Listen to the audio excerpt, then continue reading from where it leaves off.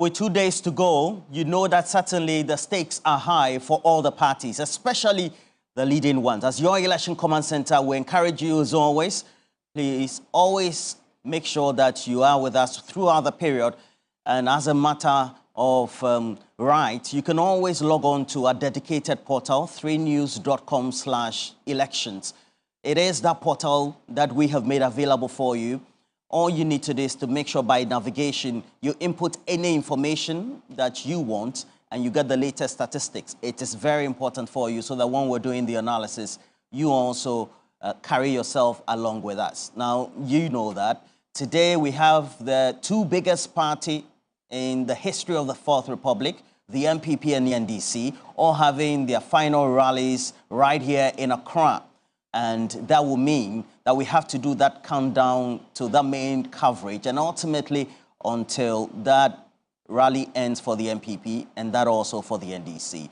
And I also do know that at least the Movement for Change and then also the Alliance, they are in Kumasi, Alan Tremantin leading his soldiers to make sure that they also are victorious come Saturday. But what do you make of this election? Make sure that you also comment across our streams as well. So go search for us, TV3 Ghana. Let's get the latest. You will know that following the postponement, at least for two regions, the Eastern and Western regions, on Monday for the special voting, today is their turn. That will mean that we have to cut across and make sure that we go to our correspondents in those two regions to bring you the latest updates.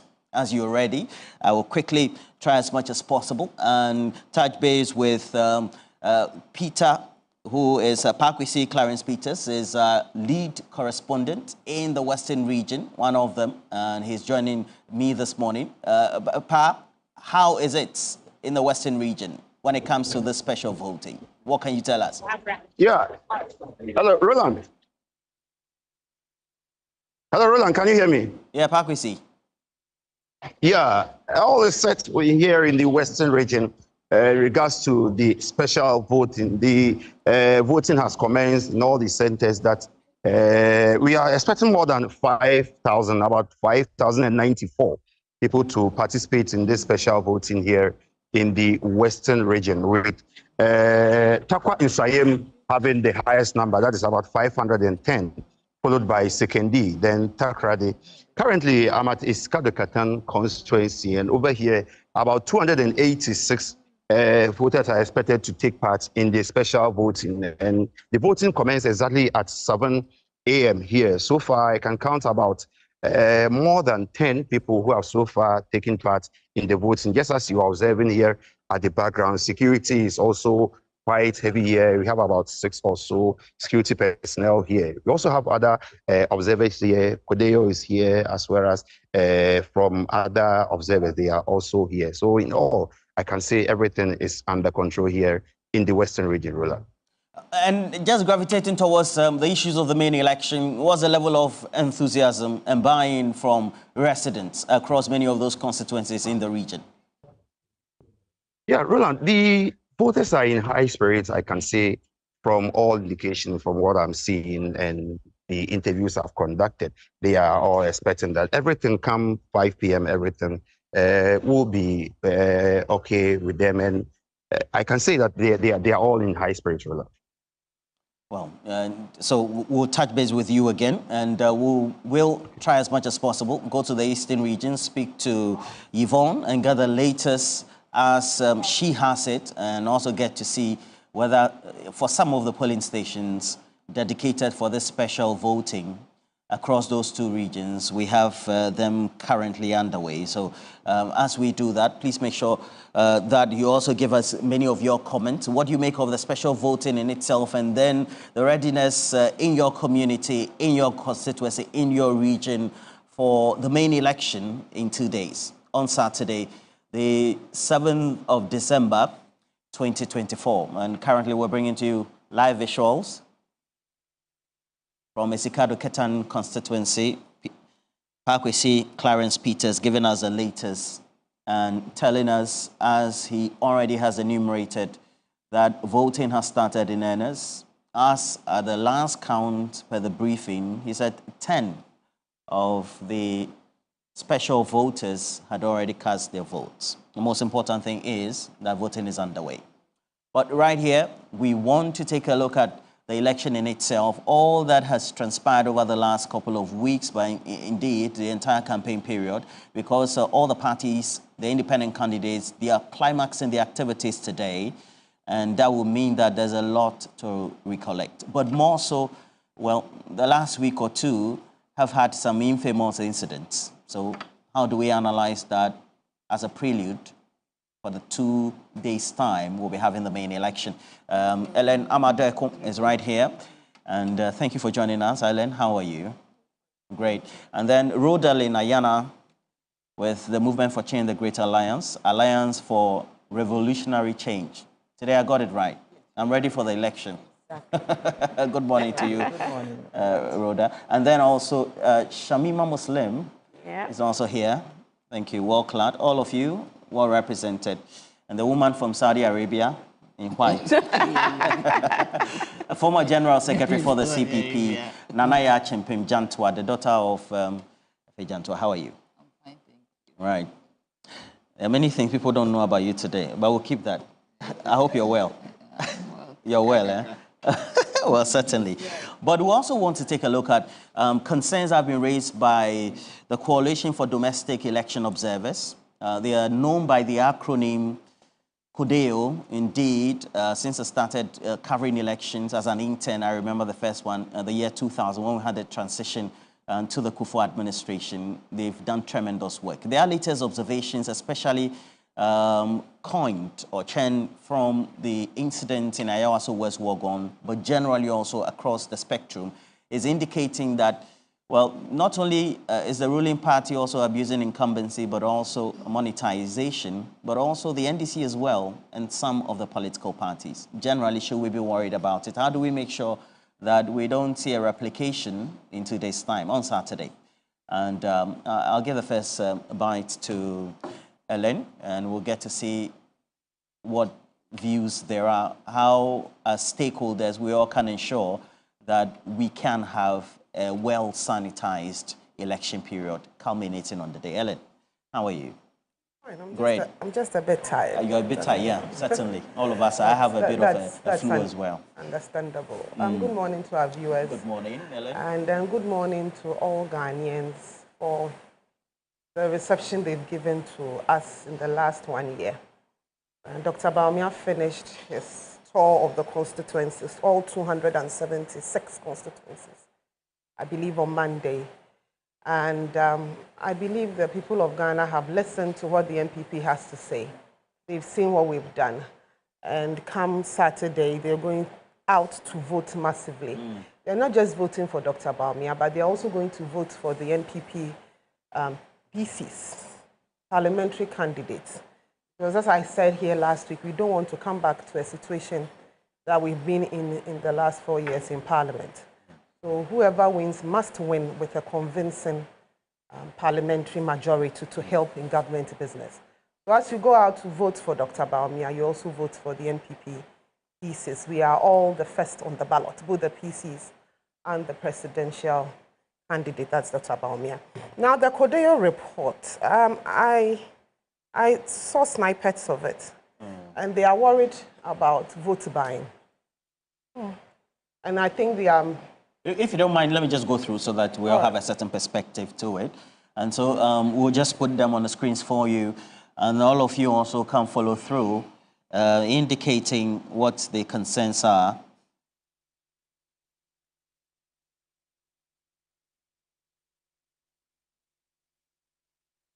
Okay, so what they did say in terms of the voting incident is about missing serial and ballot paper numbers from the booklet at one of the constituencies, Sefria Kuntumbra.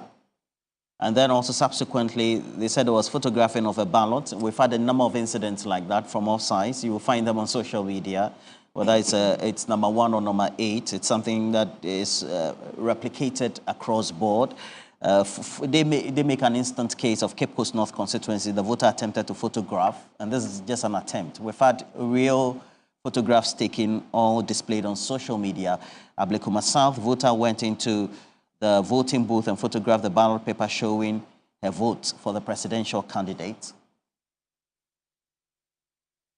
Now, there's also the photographing of ballots, talking about Wale Wale, and then also incident in Bolgatanga, Navrongo Central as well. Incidentally, it says in Navrongo Central, as well as part of the Upper East region, an EC official and a police officer were seen taking pictures of their ballots. Very surprising there.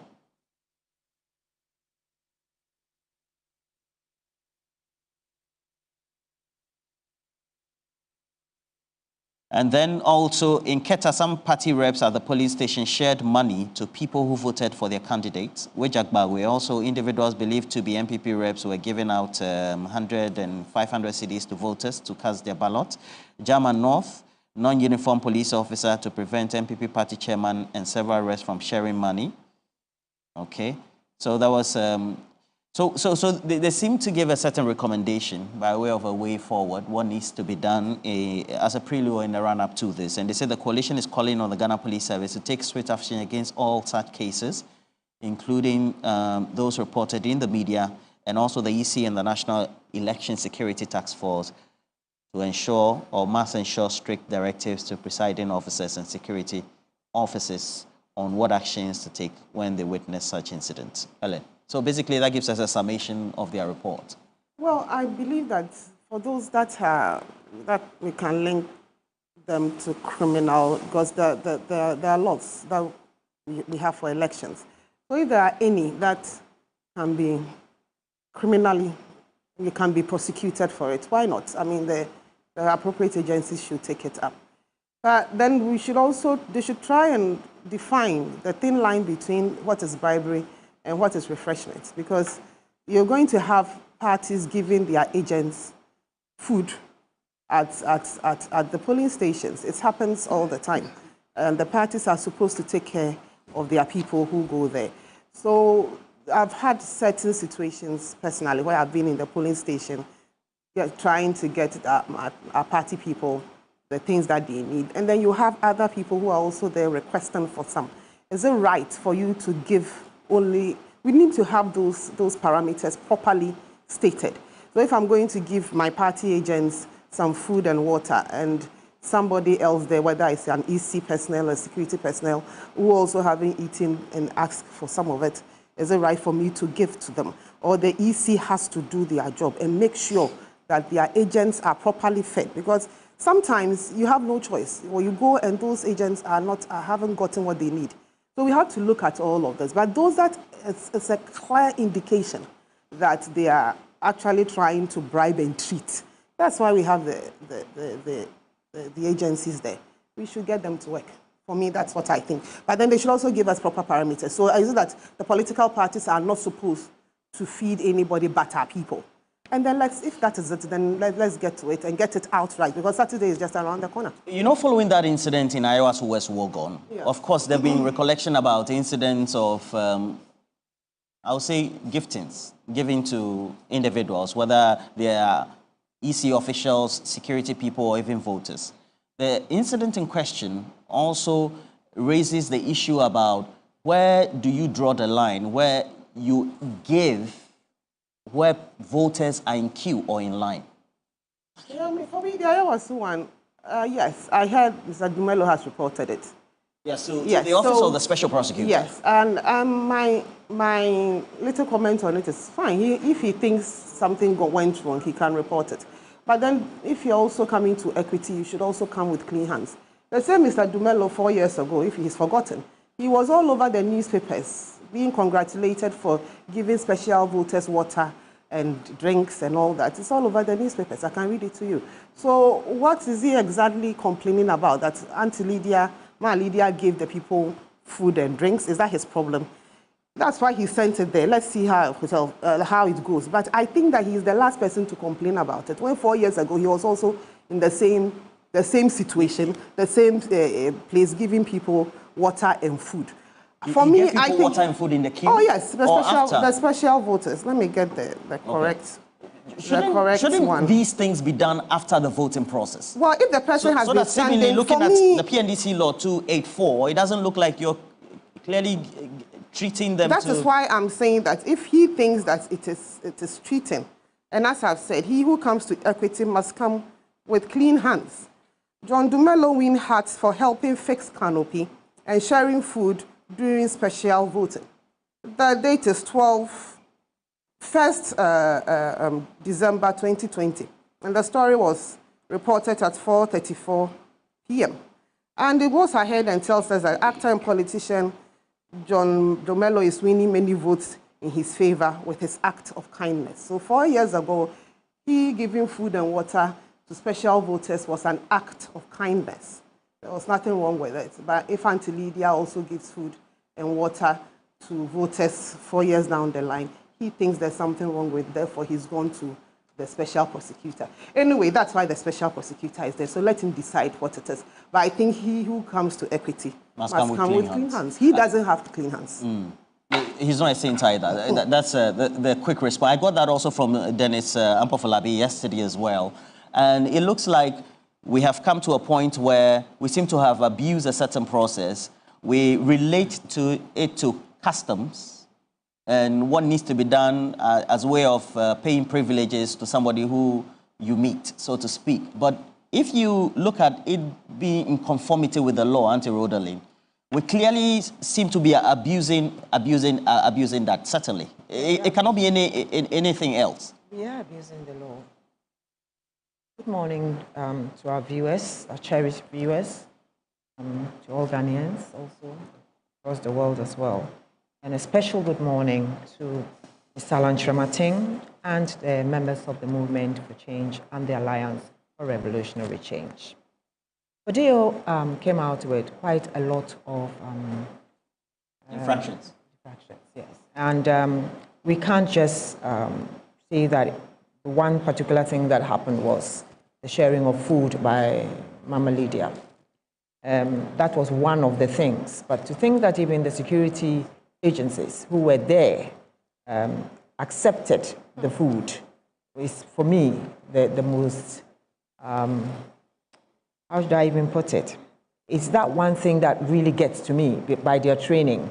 I would have thought that they should have seen that that was wrong and they should have stopped it, instead of taking part in it. It's a complete no area.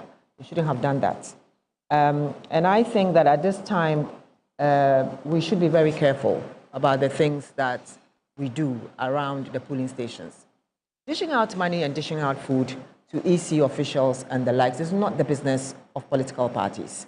If the EC has sent its people to polling stations, it must be the people to feed them, not political parties going to feed EC personnel. I think we saw something similar during a by-election or so, where envelopes were being given to EC people for lunch. There was a by-election, exactly. One Professor Nyako also. Exactly, and we spoke about it. I thought that as Ghanaians, we would have learned lessons from that, but we didn't. Instead, we go repeating it, and then we go equalizing. They did it, and we are doing it, so it should be fine. That is not the kind of politics we want in this country. We should go by the rule of law. It's against the law, so we shouldn't do it. And that is how it's supposed to be. Did Madam Lydia? Yes, she did. I think that if you're going to give anything to anyone, you wait till they have voted.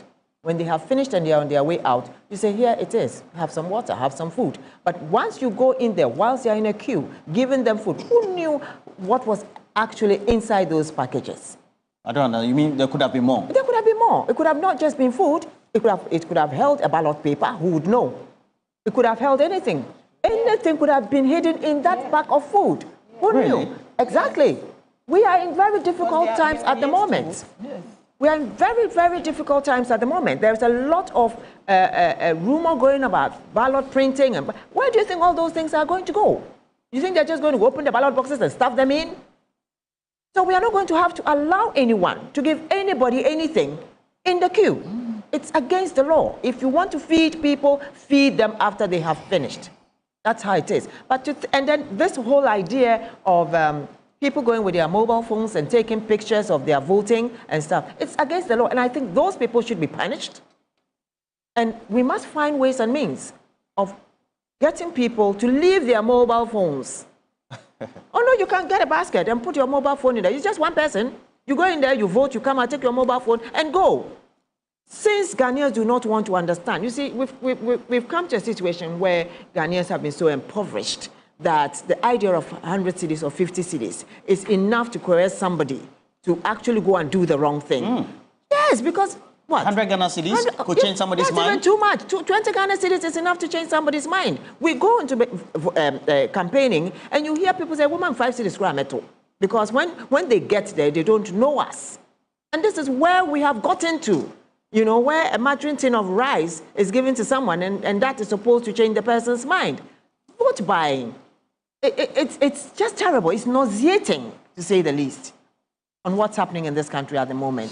One of the viewers watching us, Abdul Hakim Al-Hassan, says that if you go on TikTok, you find many videos of all sides of the political divide with inscriptions of their presidential candidates, rice, cloth, and things being shared. Sometimes money even on tables, and nobody's talking about it. No one. But decisions are supposed to be made by individuals based on their livelihood and the choices they have to make. Exactly. How do you think we got here? It's the monetization of our politicking.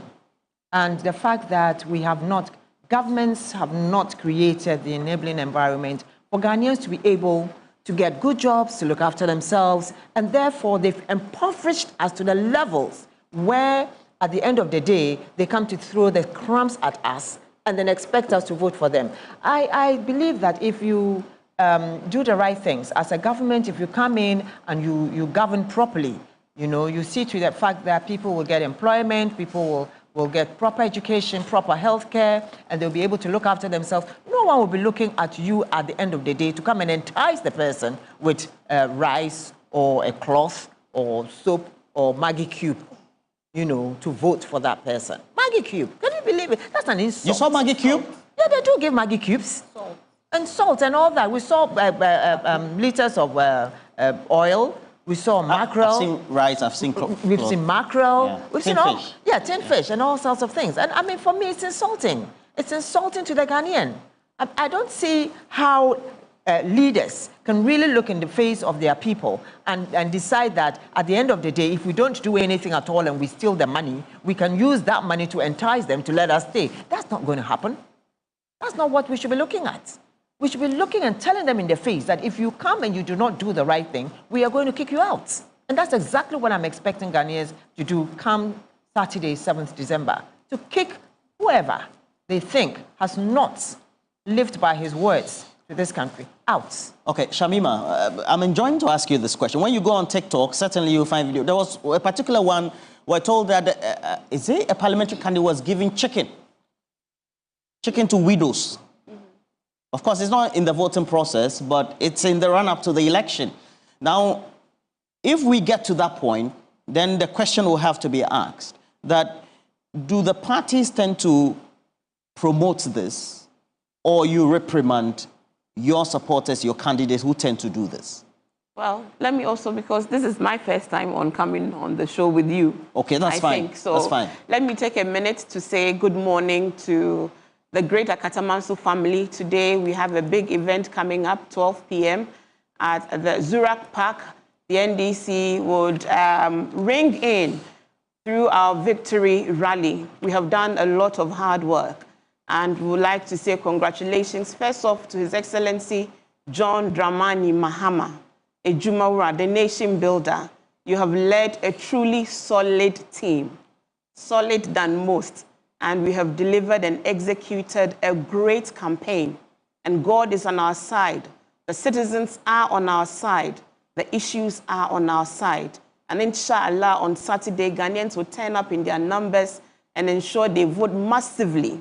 One-touch victory for you, His Excellency, for the great NDC family. And Ghana will be rescued and reset for better times ahead.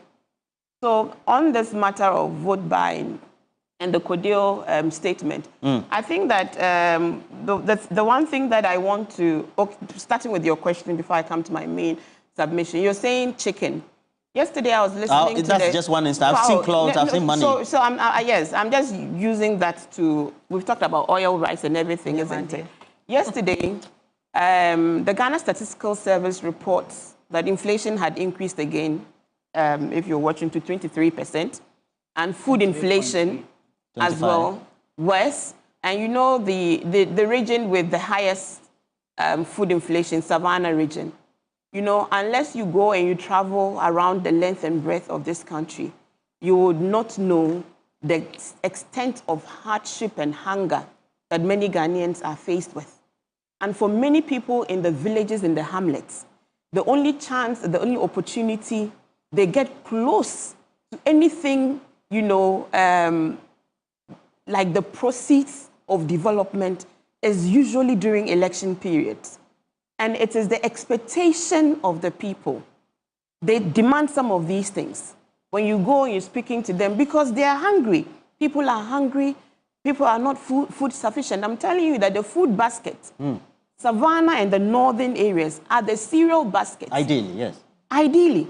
But when you go to farming communities and you see deprivation written on people's faces, farmers who are food poor, farmers who cannot afford 3 square meals a day, many farm households that actually sleep on hungry, you know, stomachs. They don't eat anything the entire day. And when people ask you for salt, apparently salt has become so expensive that many poor households cannot afford salt. Neither can they afford tomatoes. They cook without tomatoes.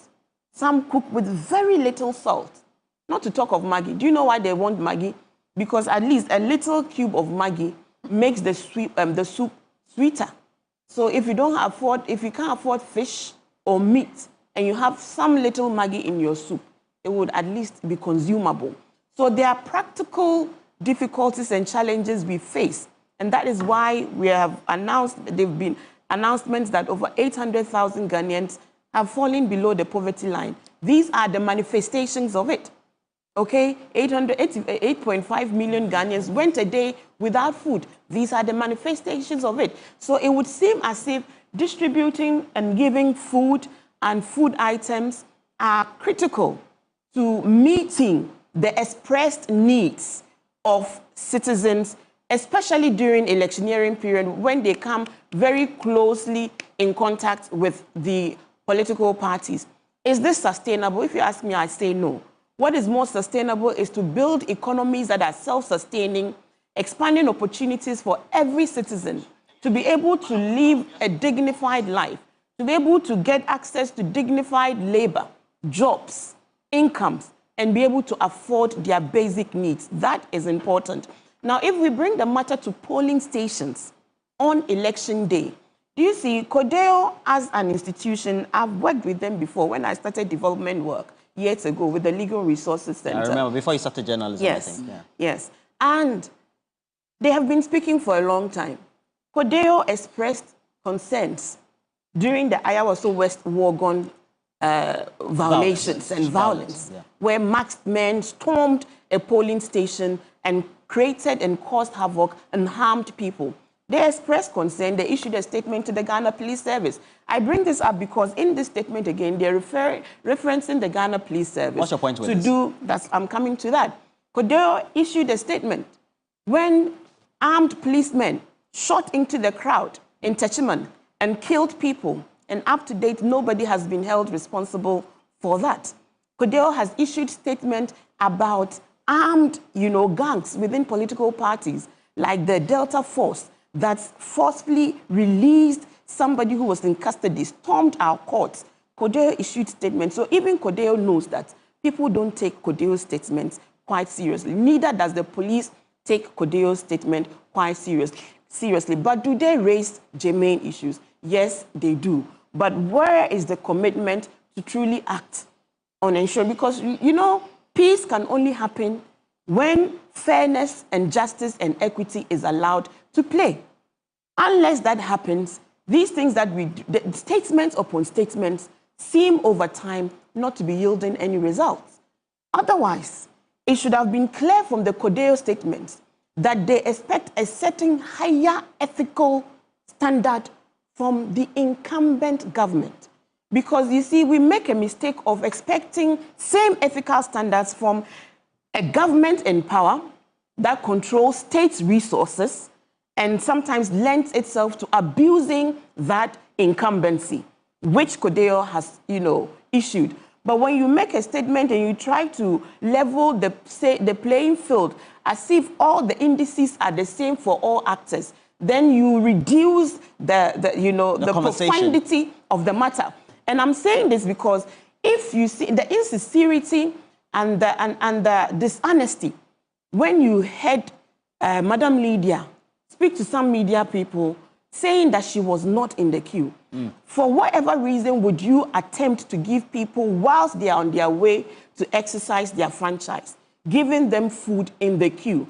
This is something so blatantly wrong that it must be singled out and condemned in no uncertain terms, and not in the same breath seek to pull in an opposition party that is using its own primary resources to mobilize its own funds, mobilize its own, Shamima, needs. there's a law.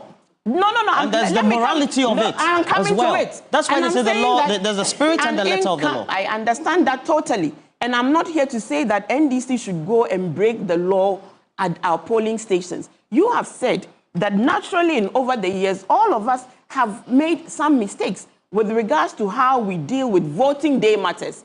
Because now we are coming to voting day, where we feed people. Yes. We have had our agents fed by our opponents, influenced by our opponents. In previous elections, we have those reports. So it is incumbent on any political party to ensure they provide for their agents. Now, in the process of that provision, when you go to polling stations, sometimes, and that is the reality, the EC officers and some other party agents may not be able to get food. They don't have access to food. So what do?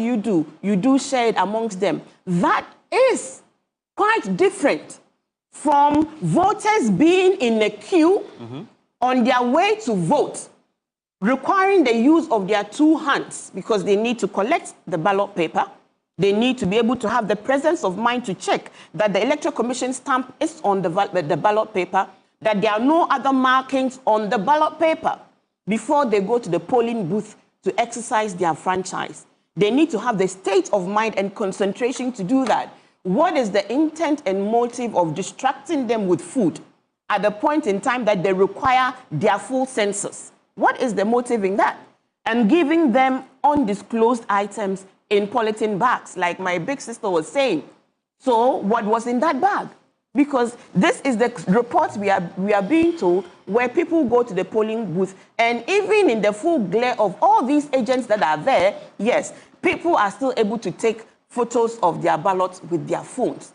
So if we are concerned about what was in the bag, you have a legitimacy to be concerned about it. And I'm saying that that singular act by Madam Lydia Al-Hassan in the Ayawaso West Wuogon incident is so condemnable that it must be singled out for the seriousness that it presents in terms of, setting the wrong example. Setting the wrong example. Okay.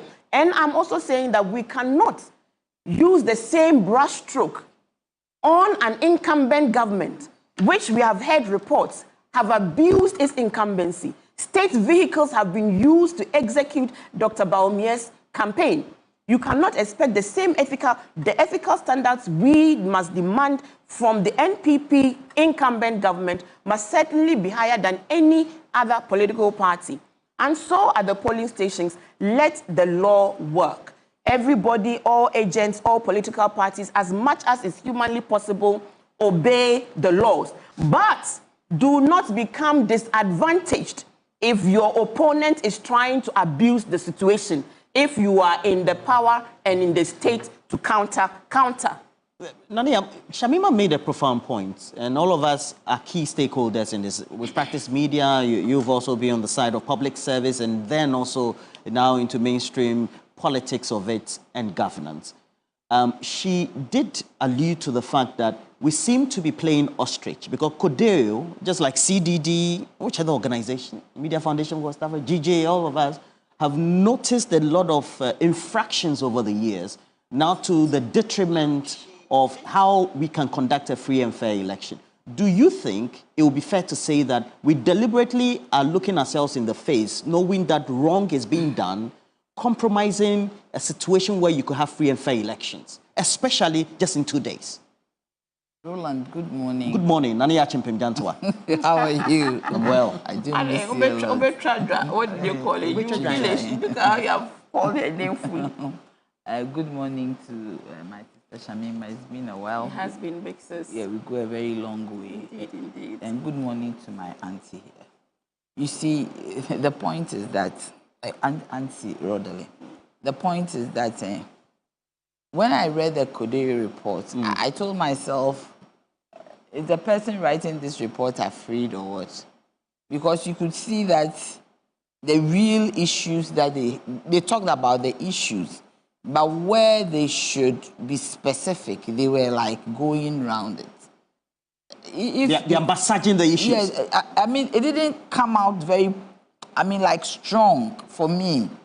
I was like, so yes, I read it again, but I said, was this report written on is it a table report or is it a field report?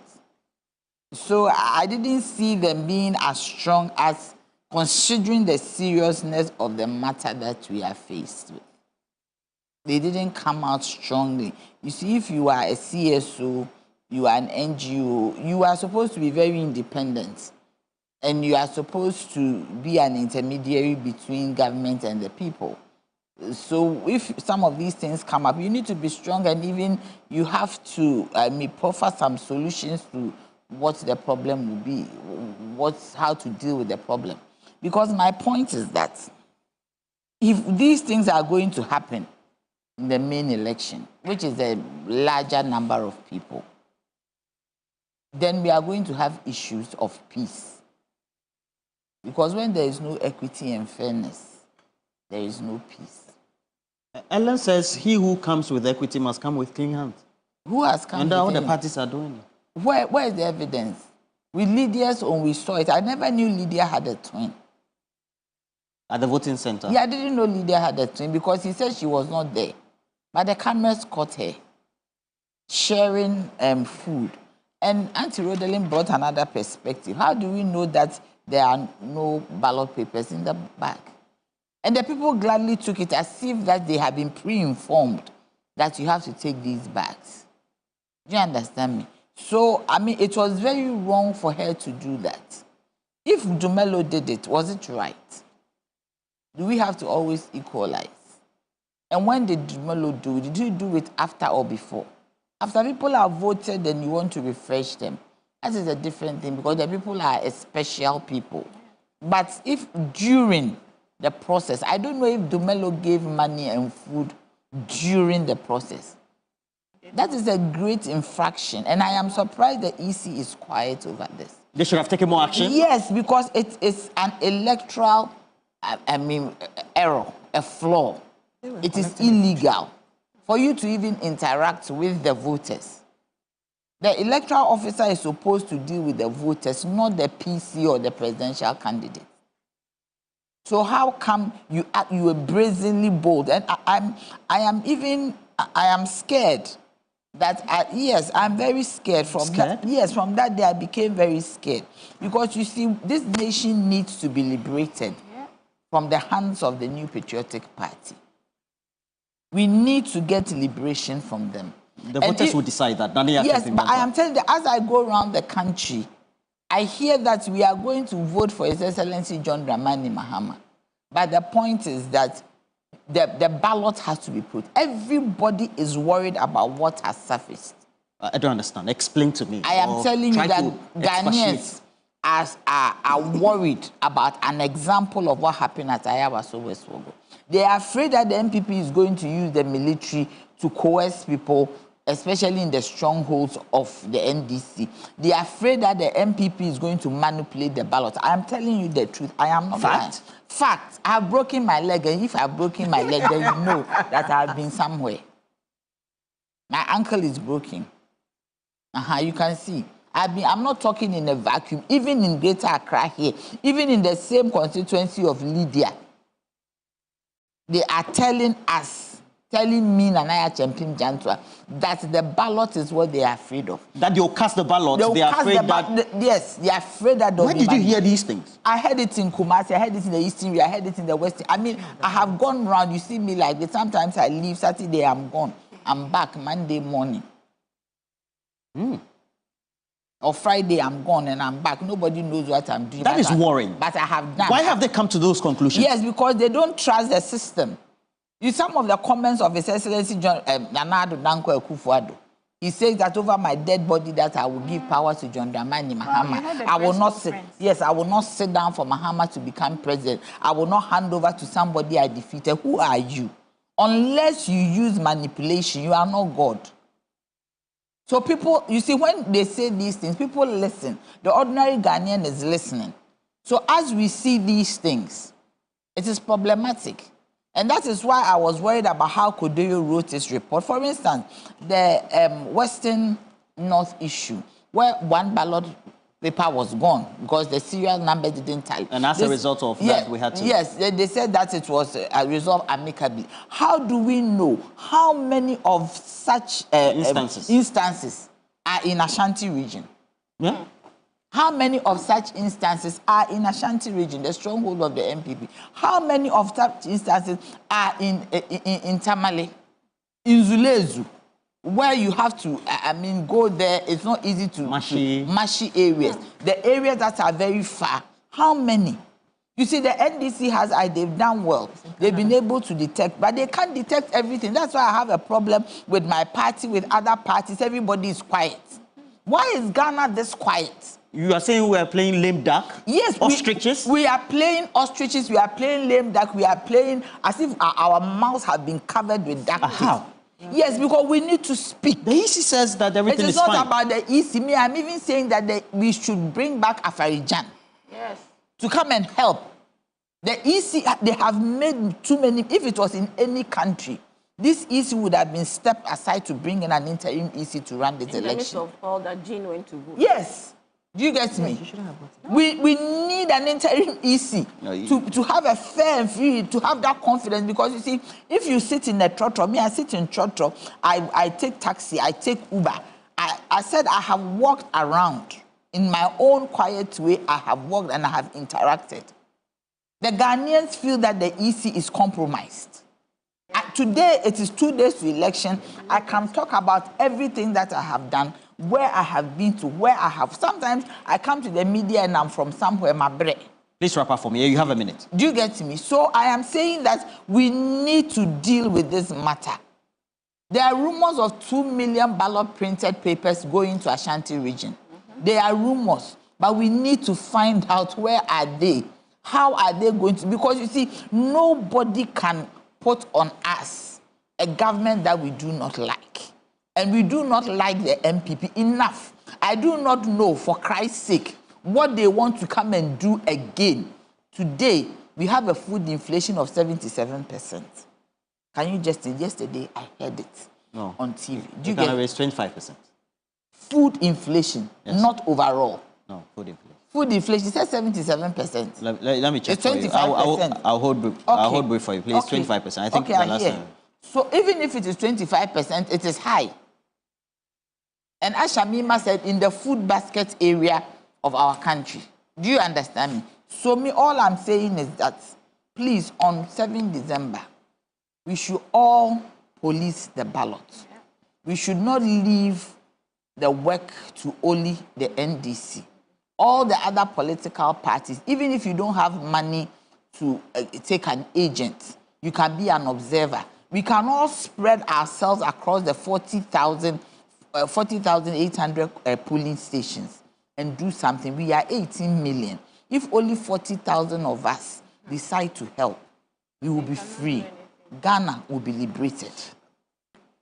Ellen, again, before I pose that question, let me just say, as released by the Statistical Service, the inflation is 22.8, general inflation. 23 or 20? Yes, 23. For November. For November, 23. It had increased from 22.1 to 23. 23. Yes. 23. And then the food inflation is 25. 25, yes. okay. So let's put that into perspective. Ellen, now, can we draw the conclusion that there's abuse of incumbency by the ruling government? Or do you disagree? I totally disagree. The report. When you have opposition parties, and this one I'll not just limited to the NDC, I'll put all of them together. When you have opposition parties that in the last 1 year have refused to do their work as opposition parties, when it is obvious that their campaigns are very disorganized, when it is obvious that they don't have any policy that they said they are bringing on, they cannot explain it, they cannot let us know. I mean, we had the former president yesterday on BBC, and he was asked about his 24-hour economy, and it was a total mess. The former president of the biggest, that's the presidential candidate of the biggest opposition party, is not organized, his campaign is not organized, his thoughts are not organized, his policy is not organized, nothing is organized. The people of Ghana, of course, have seen it in the last 1 year. One policy, plenty explanations, 24-hour economy, what exactly are you coming to do? None of them can give us a coherent, proper explanation, including the Oga himself. Policy back or explanations be brave. The people of Ghana have seen it. And you think that they want to give Ghana back to somebody who has sat in opposition. The former president has had various encounters, media encounters. When they were speaking, he didn't tell. Let me finish. And he has explained some of this. So, and I said it is not going down well. Yesterday he was on BBC. He couldn't explain it. When he was asked how much will it cost, he says he doesn't know. When he was asked, would it come in immediately you come into office, he says, I'll try. And they asked him, you have just 4 years. He says, well, at least I'll start. That is the kind of person that you want Ghanaians to give power to. Whilst we are this, you have been home for 8 years.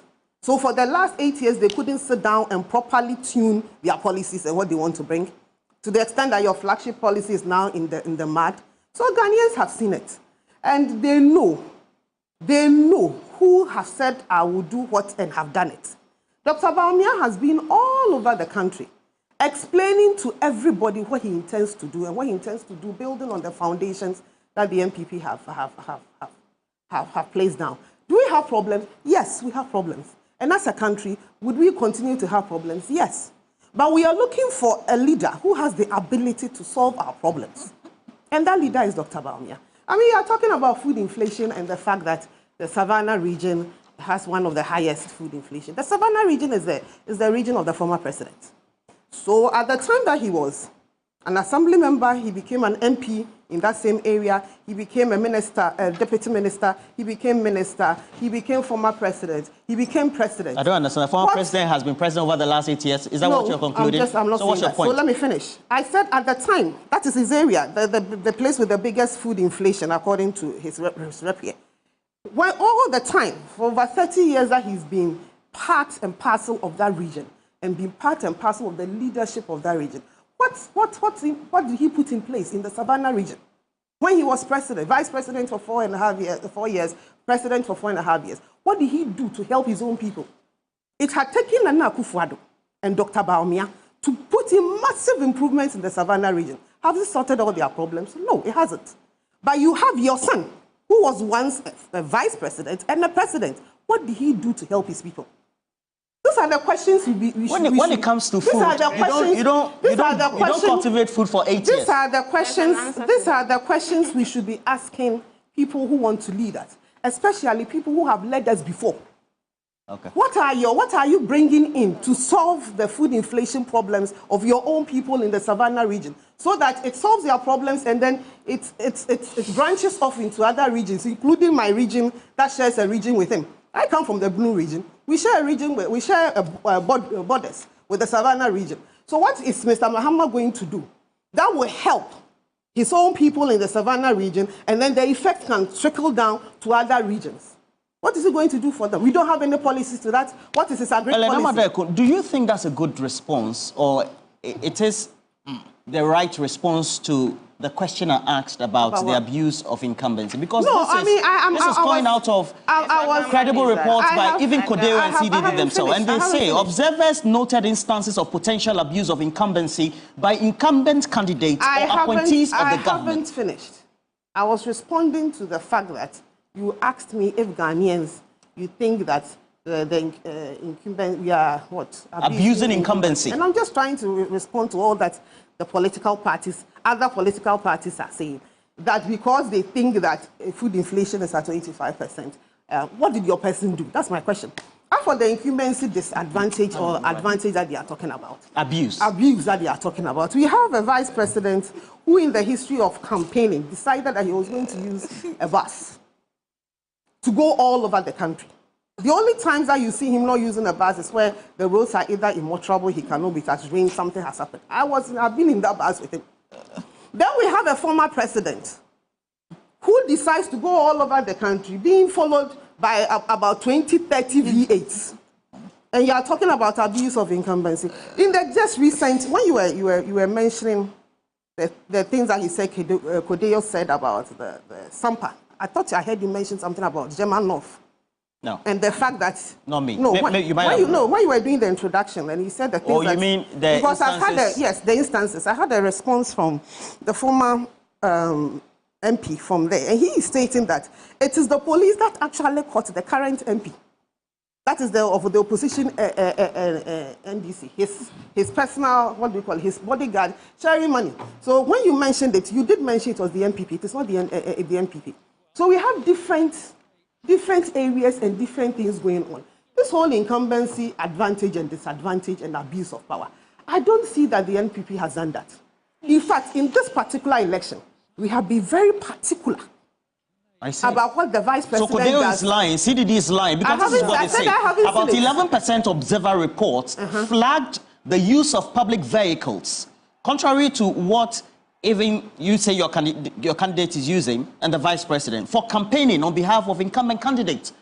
Well, that's their report, and I haven't seen it. Are you saying they're lying? That's a question I asked. For me, who have been in the campaign office of the vice president right from day one, I do not see anywhere that the vice president or his team has used government properties to do the campaign. As much as possible, let's not forget that he's still vice president. He still has to do his work as vice president. So as much as possible, this campaign has tried to do things as it should. But then you're here, you're talking about the fact that we are not supposed to be giving out whatever it is for voters or vote buying. You have the NDC and their assigns. The Kodeo report also mentioned that they are also going around doing it. Are we going to be allotting blame 2 days to an election? Or we want to make sure that it doesn't happen on D-Day? And I agree with her. If our opponents go around sharing food, or you are a PC, when you see your opponent sharing food, and you also have food to share, why shouldn't you share it? I see. Why shouldn't you? Especially when the people are hungry. Then we have to look at, and when my first submission, I didn't mention it. What are the rules and the regulations? Are we supposed to give to only our party people, our party agents, or when you go, the EC is sorted out? Even your party people, you're not supposed to give them in line, in queue. No, I'm talking about our party agents. And that is the only time that food appears in the police station, with the excuse that we are going to take care of our party agents. And when you get there, other people there who are hungry, what do you do to them? Do you leave them be? You take care of only yours, your party agents, or your party members voting, because the people in the line who... How would you know that the person... instances where the member of parliament, in this instant case, is giving items, whether they are food and other giftings, to voters. And that's what I'm saying. Forget about them being special voters. How do you determine that those voters in the line are NDC or NPP members? How do you know? Does it matter? Should it matter? But then you were saying... You just mentioned voters in queue. You just mentioned that we're giving... When I said we're going to give to our agents, you said no, we are giving to our people in the line. I'm saying, how do you even determine that the person in the line is an NPP person or an NDC person or a CPP person or whoever? The person wants water, and then the person has given. You said it's wrong. You, the person crying that it is wrong, 4 years ago, you were all over the media saying we should congratulate you for taking care of people. So are we saying that it is wrong for candidates to give people in the line food and water? If that is it, then let us get all of it done, and every one of the candidates, doesn't matter whether it's NPP, NDC, whoever, should follow it. But you, John Dumelo, do not go and do it 4 years ago, and then all of a sudden carry yourself to special prosecutor, behaving as if your hands are clean, when your hands are not clean. Is there abuse of incumbency, madam? No, it will come. Shamima, let's obey the rules. Is there abuse of incumbency? Because the formal report by these observer groups, who have great experience or massive experience in election monitoring, pre, during, and after, insist and say that there's abuse of incumbency. She says, certainly not. Roland, the question of abuse of incumbency, I don't think it applies to the opposition NDC anyway. Incumbency means you're in power. That's what I'm saying. So if maybe NDC or CPP goes with 20 or 50 or 100 V8, that has nothing to do with incumbency. We are not taking from public funds. We are not handling public purse or anything. So that one is out of the question. But let me tell you, we cannot separate the office at this moment, the office of Vice President, from candidate Bawumia. He's Vice President and he's candidate of the new Patriotic Party. And therefore, when he takes off from his office, how does he sign out? He says take off in a bus. He takes off in a what? A bus. Yes, we all know that. Have you seen the blue bus? I have seen the blue bus, air-conditioned and everything, fueled, going everywhere. And I'm really, really happy that, sometimes they are not able to pass on some roads that are not motorable. Ghanaians do pass on those roads. They should have gone on the year of roads. They should have gone on those roads for him to feel how the bumps affect Ghanaians, ordinary Ghanaians. We should not mince words. We shouldn't dabble with words. The whole thing is that there is abuse, total abuse of incumbency. Yeah. Everywhere. Everywhere. When you go around, even when you go to the district chief executive and you're looking for a place, it's already taken. You just want somewhere to put your banner, it's already taken. There are so many things that are happening in this country that has made it, look, if a vote for Bawumia is a vote for a one-party state, there will be nobody else. That's how it's going to be, because as we sit now, that is what is happening. If you are not in that group, you don't belong. You're not Ghanaian enough. So this is a clarion call on all Ghanaians that we will not accept anything else but a voting out the NPP, because they have not shown that they are there for us. As for me, incumbency, yes. There is an abuse, total abuse of incumbency. How do you make those conclusions? I make those conclusions because, one, I said, until they bring us an audited accounts of whatever His Excellency Mahmoud Bawumia has spent, where he got that money from, to be spending, giving 500, 200, 100, cloth, all those things. It's too much. What work are those appointees, all of them? What work do they do that they can afford now? It is now that we are seeing people who were not. People, of course, people progress. But when it gets to a certain stage, sometimes you have to ask yourself, we are not stupid. We are not stupid. And anyone, we must insist on a life audit. Lifestyle audit. A lifestyle audit, okay? To make sure that we get to the bottom of all these expenditures that are happening. Where do you think people get money from? I mean, let's look at contracts, roads. We say roads, so we do roads. We do dams that are not working, dugouts, and we call them dams. You come from Nottingham, they are not dams? They are dugouts. We call them dugouts. They are not dams. One village, one dam? One village, one dam is not anything. And when you come to the fact that you speak about somebody, Kwame Nkrumah, who got independence for this country, go to Nzema, did he develop it? He developed Ghana. Yeah. He didn't put it in his head that I'm going to develop my people. That is not the reason why you are voted into power. So nobody can come and sit down and say that I'm voted for my people. And that is that mindset that has made the vice president to go and put every development in Imampusi. Huh? Everything has gone. The STEM school is there. The watermelon factory is there. Everything that is of substance. It is not me. It is people who are there who are writing it. That these are the things. How about the rest of us? If you are doing roads, how about the rest of us who are also there? It is not a question of us going to vote for you to go and look after your people. That is exactly what is happening. That is exactly what Ghanaians are crying out against. That this government, the presidency of Nana Addo Dankwa Akufo-Addo, has made a particular area in Chebi the whole thing. That is what Ghanaians were saying. That is what we read. And it all comes to the fact that People have this mindset that once you get to rule, then it is for your people. You are supposed to look after us, the taxpayers, our money, our sweat. Are you making this in reference to the Savannah region? I'm making that in reference to the Savannah region. That we are not expecting a president who will come and develop his place. We are expecting a president who will develop Ghana, all of us. You're saying that's a wrong mindset? That's a wrong mindset. Shamima? Well, abuse of incumbency or no abuse? Obvious abuse of incumbency and the insincerity and dishonesty. So I'm just going to say yet again, dear Ghanaians, fair-minded Ghanaians, just Ghanaians, on Saturday, when you go to the vote and go to the polls to vote, please vote for sincerity and honesty and avoid voting for people who lie through their teeth, even when they are caught, people who do not mean this country well.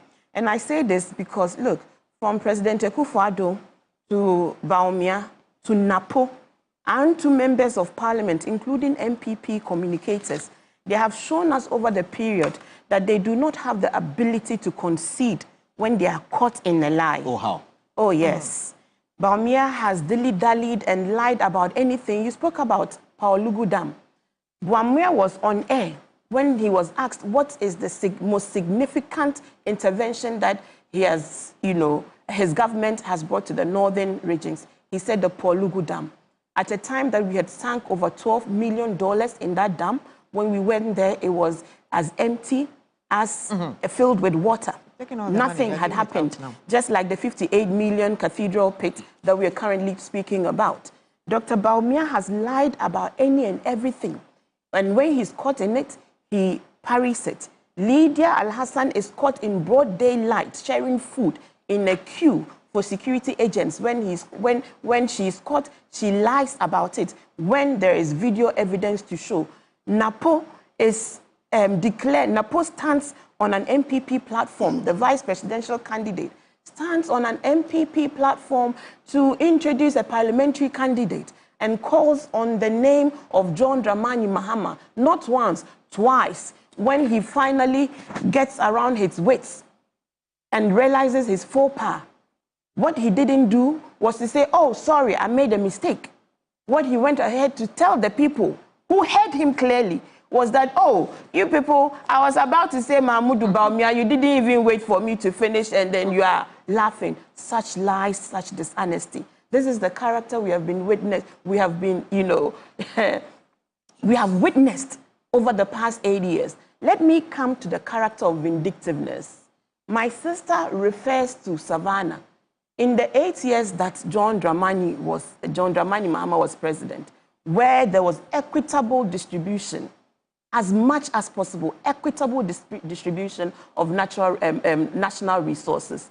We didn't have Savannah region suffering as the worst region with food inflation. Do you know why Savannah region has come to this stage?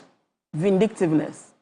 When they said they started the planting for food jobs, PFJ 1 and 2, when they said they shared the fertilizers, the farming implements, there were clear constituencies and areas that were deemed as pro-NDC communities that were discriminated against. I speak this from evidence. I traveled to almost all the northern regions. We visited communities, even in Waliwali.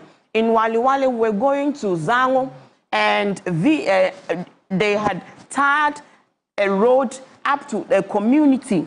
And that community that they did not continue with the road, it was a community that the polling stations there usually vote for NDC. They did not complete that road because that road was viewed as a pro-NDC, constituency in terms of the polling station in that place. This is the people we are speaking about. Nana Akufo-Addo stood in front of chiefs of Volta region when they were counting their losses after the devastation caused by the flood, lost everything of theirs. Nana Akufo-Addo could not empathize with these people than to remind them that Volta region, he could not empathize with them. His first thing to tell these people was that even though they don't vote for him during elections, he was there as a president. How do you even say such a thing?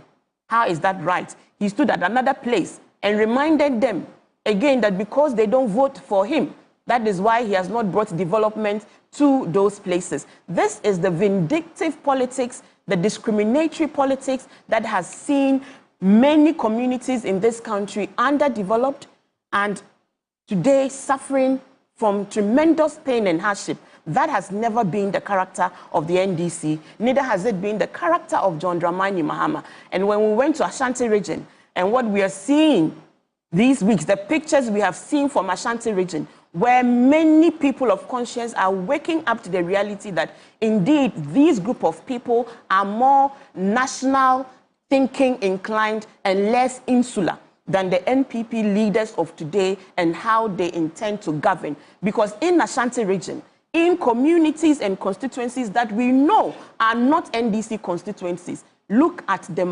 massive development that happened in Ashanti region. That international airport, the Kejetia market, a lot of schools and health posts across many constituencies in Ashanti region. We were not asking how many votes did they vote for us. This is the difference in character. So when people say MPP, NDC are the same, we are never the same. NDC has always been very nationalistic inclined because we are an egalitarian society. We believe that all of us must benefit from the proceeds of our development equitably in a non-discriminatory manner. Whereas what these people have done Shamima, is it not just Ellen only saying that you come from a certain area, so you should also pay attention whilst you try to be equitable? Naturally, and that's what has cost us. But if you're so insular as to think that you should only concentrate on your areas, what do you want the other areas to do when they're all contributing to the national purse? It is a very insular thinking to think that way and approach development that way. And we are not of those talk. Abuse of incumbency or not? The response is there's not. The reports do indicate from very credible sources like Kodeo, CDD, etc., that there is. You see, Roland. Let me say good morning to my former PC, Frank Emuna, and also Auntie Priscilla in Canada. And sometimes when I read some of these letters from Kodeo and CDD, they are full of lamentations. Lamentations? Yes, they are full of lamentations. You mean they are not calling a spade a spade? Yes, they are full of lamentations that they don't even proffer solutions to the effect. Abuse of incumbency, everybody knows what is going on. And they say they have gone to the ground. We say that His Excellency Bawumia, is he still the vice president? I mean, I do not see him. He is. He is? Yes. On paper or in practice?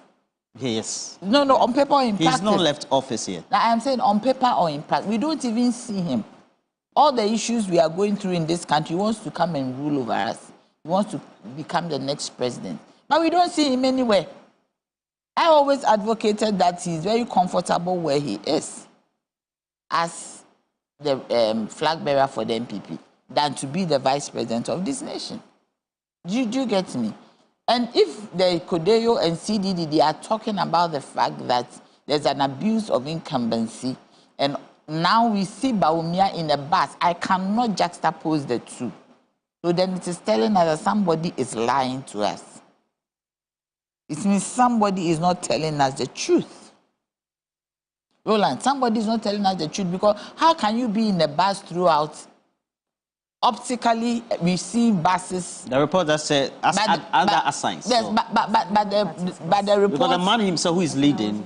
But the report is telling us. It's in a bus. That's true. No, but I'm saying that. But the report is telling us there's incumbency. So what is going on? They are on the ground, and we are watching from television. So, and they have not been able to come and refute it. If it's His Excellency John Dramani Mahama being the opposition leader, can go with 50 vehicles, can go with 100 vehicles. Only one of it is his. The one he sits in. Because people follow him.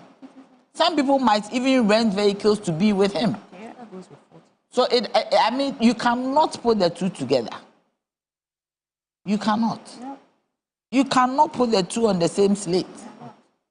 Because His Excellency Mahama is opposition. How can you say that an opposition person should be the one to ensure that there's food in Savannah? Is he in charge of policy? Is he in charge of government machinery? He is not. I agree with Shamima very much so, that they have been denied what they need, even as farmers, implements. the opportunities they need. So it is possible that the dry spell hit them very hard. And nobody is looking at it because it is the region of His Excellency John Dramani Mahama. Do you get me? So they don't care. As long as it is, brother, don't make your face like that. It is true. Everybody knows that the MPP doesn't like His Excellency John Dramani Mahama. I've not made my face anyhow. No, you've made your face anyhow, and I'll say it. You see, enough of it. They insult him and tell him he's incompetent, he's this, is that. But when you talk about them, they say, why are you saying this about us? But they insult His Excellency Mahama. He is a good man. God will bless him. Amen. And God will make him great and big. Amen. Because the kind of insults that they rain on him, me and I won't take it. Yeah. But he takes it in his stride. This BBC thing that he's going to do, Bawumia was called, His Excellency Bawumia was called to also come. Did he go? He ran away because he cannot explain even one policy that he has. He cannot explain how come the economy is like this. He cannot explain it. Do you get me? He cannot explain it. Issues to do with national service, corruption everywhere. The man said he's an economic, you see, and he lies to us. Sometimes I don't want to. What do you mean by he lies? Yesterday, 2 days ago, he said he was going to open an electronic gate to Ghana card. Yes. The one that happened at the airport. They didn't open. When you are open, you see, he thinks that we are vulnerable and he thinks that we don't think. He does not respect us. Auntie, what did you say? Yes. The 2018, there's some report that Esla did something similar. Yes, 2018. Do you get me? They don't respect Ghanaians. There is a barcode behind your boarding pass. It was a different one. That is correspondent to the feature in that electronic gate. So the only way that electronic gate will open is for you to swipe your barcode on your boarding pass. Before travel, you know. So you go and you swipe and it opens. Not Ghana card. No, the barcode. I think Ghana card. The barcode behind the Ghana card does not correspond to that. Who told you that? But it didn't work. I went back and I looked at the barcode. They claim finally it did. What finally is that? I didn't see. Nobody saw it, so they'll say finally did. There's a picture. Please, I beg you, if it does, immediately you put that it opens. You don't have to be. Manually had to read. Yes. Maybe they reconfigured it because you no, but I mean, how can that happen? The inefficiencies of us, didn't they practice? Do you get me? Didn't they try? It did, my dear, it did not work. Because Ghana card is not meant to open an electronic gate in the airport. Do you understand me? So I am saying that the MPP, they are always equalizing. 24-hour economy is a great thing. It's a great policy. Same way, it's not good. Whatever His Excellency Mahama said, whether he could do or he could not do, he knows what to do when the time comes. Me, I haven't seen that video. I haven't seen that interview. I'm going to look for it. But whatever it is, 24-hour economy will work. It will certainly start with the public sector where he has control. Because under the public sector, he has control. So he will make sure that 24-hour economy starts with it's an economic policy, whether they like it or not. It will start with the public sector. Then the demand will start rising and the private sector will come in. If I work in a ministry, go to the ministry area. And I then notice that I can put a shop in here and 24 hours people are working. The demand will then start rising because if I come to work at a certain time in the night and I would need water, the security will be working, everybody will be working. Gradually, you see the private sector also coming on board because the public sector ignites the private sector. Paparo. You've ended. 2024. You are voting, right? Where are you 7 voting? December. Me, I'm going to Kumasi Presby School. Kumasi Presby, is it A or B? A. Kumasi Presby School. A. Okay, Kumasi is big. Which part of Kumasi? Don't be saying it. Your name will vanish. My name will vanish, so I shouldn't even say it. Your name will vanish. I don't want my name to vanish. People, From just the register. like 40,000 those names found their way to the Your name will National vanish. Service Scheme Okay. postings. Okay. The new scandal. The new scandal. 40,000 ghost names. being paid money. I know that the Media Foundation for West years. Africa has petitioned the And what did Office of the Special Prosecutor. They went to injunct them. Special prosecutor. They went to injunct them. Everything that he running has done, away from accountability. nothing comes out of it. He himself said he's tied. Well, No, but I mean, why? The man is he not tied? When you have everything says special prosecutor.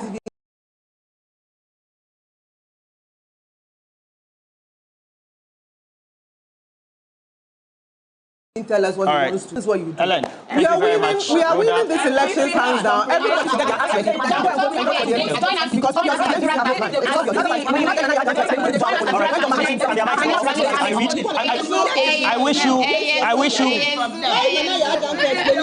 I wish you all the best. What is their party policy? What are they taking to elections? Jantwa. What is Jantwa is a former general secretary of the Convention People's Party.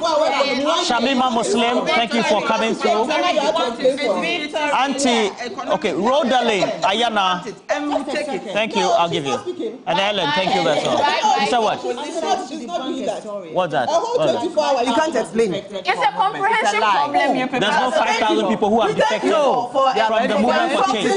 You think it's propaganda? Propaganda. All right. Shamima for insulting us that we have a comprehension problem. I have a couple of, let me just read three insulting people. And then we'll go to our lead correspondent. Okay, ladies. I'll finish. There's no greater No. There's no tea, please. Money. There's no greater No tea. You're in queue to vote. All right, so all right, so I have this one from Prince Henry Kofodia, who says that NAPCO trainees have not been paid. Some of them are now being given some permanent jobs in some areas, all because of the vote. Sunday by now, everything will collapse. PHK. Bright up here, my great friend, Executive Director for Child Rights International. I wish all the best for the day. Ladies. Can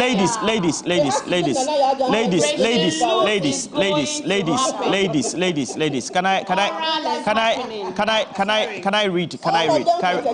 read? Ladies, can I read?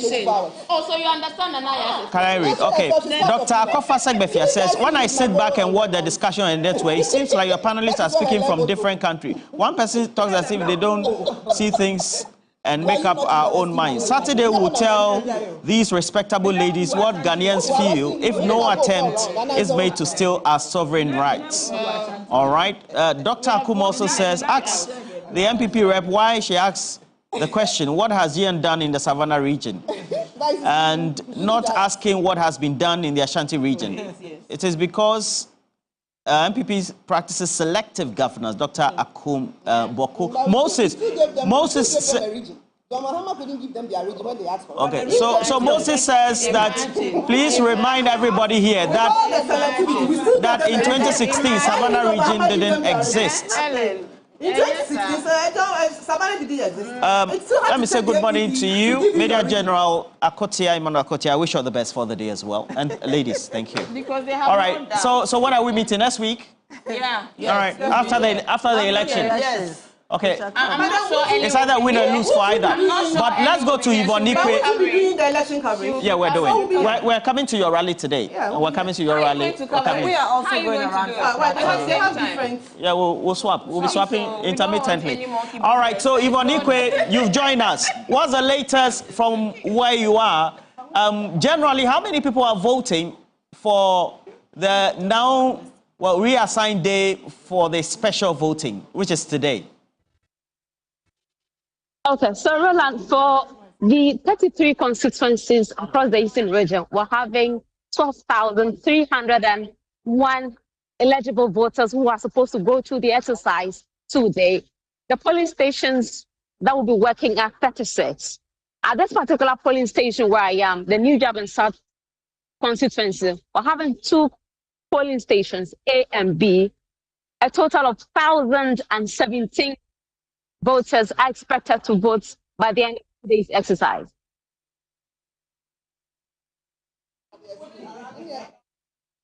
Now, in all the polling stations you've been to, the designated ones, because we know they are designated ones, what is the level of atmosphere so far? from 7 a.m. when the Electoral Commission officials opened the polling station, it's been a very smooth exercise so far across the places I've visited. People have queued to cast their ballots as the time goes by.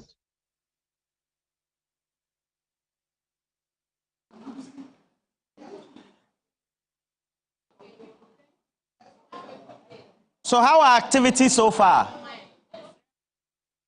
But Roland, it's been so far so good for every stakeholder that are here. We're seeing both local and international observers coming in to exactly check what is it. I've changed on the ECOWAS observer mission here this morning, 2 of them going through the process. They tell me they are going across all the constituencies to ensure that they're having their information right.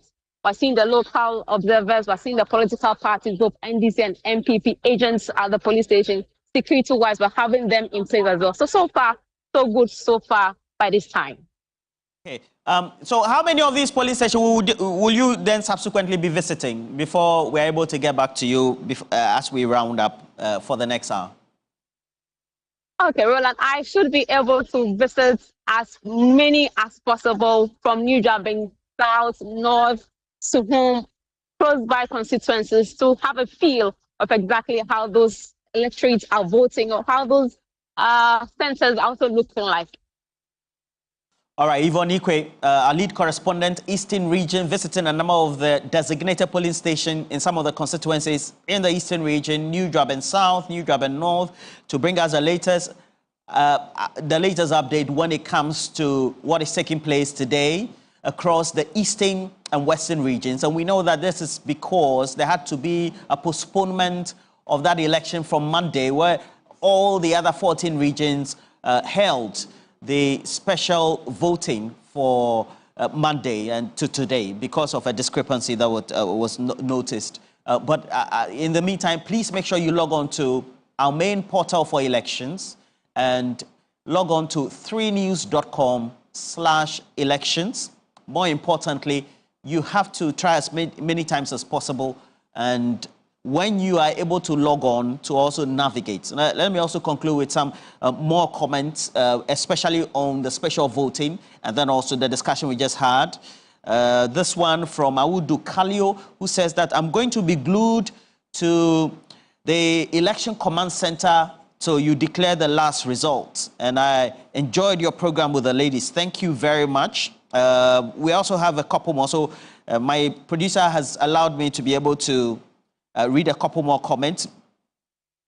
Okay, so I have this one also from Alfred Kojo Tradles, who says, how Ghanaians vote this coming Saturday, the 7th of December, will have consequences on the quality of their lives and the future of their beloved nation. And Rekade, that's also speaking to us. So this one is from Master Planner Junior Kintampo. This is the time for Ghanaians to decide as to whether to move Ghana forward or to go back to the days of slavery.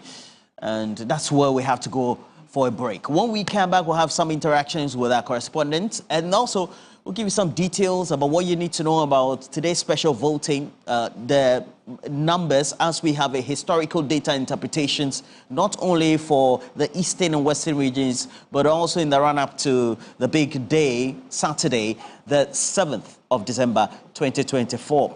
We also have an interaction with Mr. Dan Botche with the Dr. Mahmoudou Bawumia campaign. So make sure you stick and stay.